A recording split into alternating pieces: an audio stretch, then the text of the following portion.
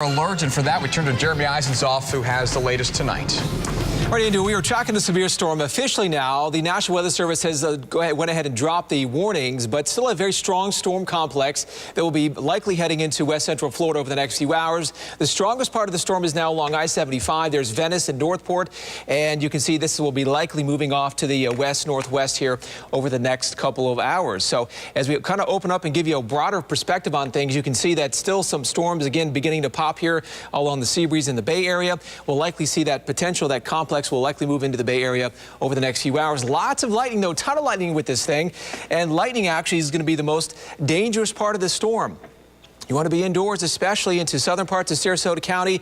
Just a ton of lightning here. Blinding rain along I-75. And again, a lot of this will be heading right along the sea breeze into Sarasota, Manatee counties, and eventually into the Bay Area. We'll talk more about that in the 7-day forecast in just a few moments. All right, thank you, Jeremy.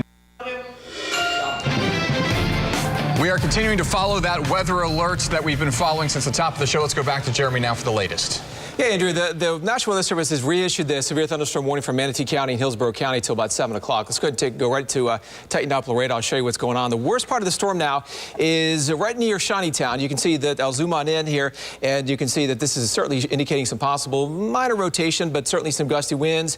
This is north of 75. You can see that polygon including areas west of I-75 up towards Sarasota, over towards Old Myakka. And again, this is all going to be heading north-northwest. So if you live in Sarasota, you want to be on guard here for these storms that push into your area, as well as Bradenton. You're going to be in the storm's path here over the next several minutes. So we'll continue to track this, bring you an update here on the storms in just a few moments.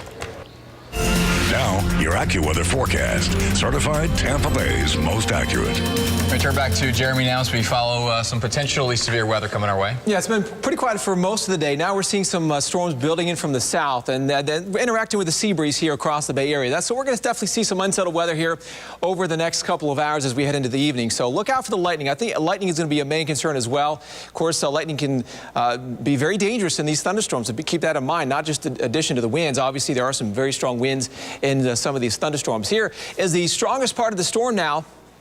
There's I-75 in Sarasota County, and there is Sarasota. So the core of the rain shaft here, the core of the strong storms, and possibly even some damaging winds, is going to be right in this area right here. So again, look out for the very, very heavy rain. Lots of wind, lots of lightning just east of I-75. This is all going to be building on to the north-northwest here for the rest of this evening. A little further off to the north we go.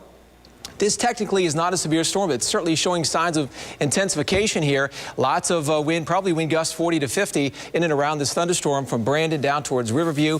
And again, if you're coming into town here, definitely want to watch out for the interstate. They're up into Temple Terrace as well.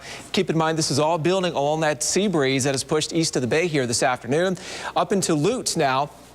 Lots of strong storms, nothing severe with these, but certainly the potential that they may go severe. But lots of lightning, very heavy rainfall, and wind gusts 40 to 50 miles per hour in northern Hillsborough County. And again, all these will be heading into Pasco County over the next couple of hours. Zephyr Hills, an isolated storm as well out towards Plant City.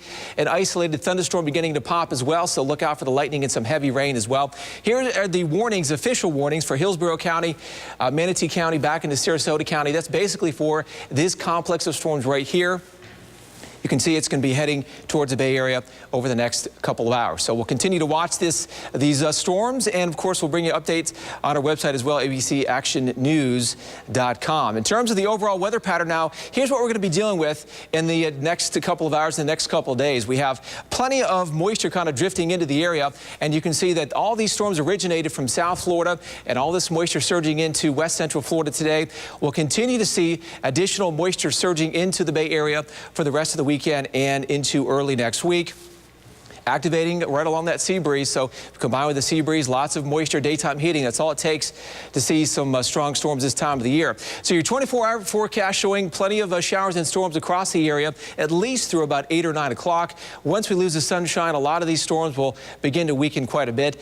So plan on some storms at least for the next few hours. And then overnight tonight, things settle on down. By tomorrow morning now, should see some sunshine first thing on Sunday. And then by the afternoon, that deeper moisture coming in tomorrow afternoon. And that should be feeding some of these showers and storms by tomorrow afternoon. So this is 5 o'clock. More scattered strong storms possible for the rest of your weekend. And it does look like this wet pattern continues on into your Monday. All right, so there's your 7-day forecast. About a 50-50 chance of getting wet tomorrow. We'll lower the high temperatures because of all the showers and storms around. We'll go with about 90 degrees, upper 80s to near 90 on Monday. So tomorrow and Monday will be the wettest days of the 7-day forecast, and then drier moves back into the area as we head into Wednesday, Thursday, and Friday. But until then, of course, we'll keep our eyes on these strong to severe storms across the area. We'll continue to follow these and break in, as well as on our website, abcactionnews.com.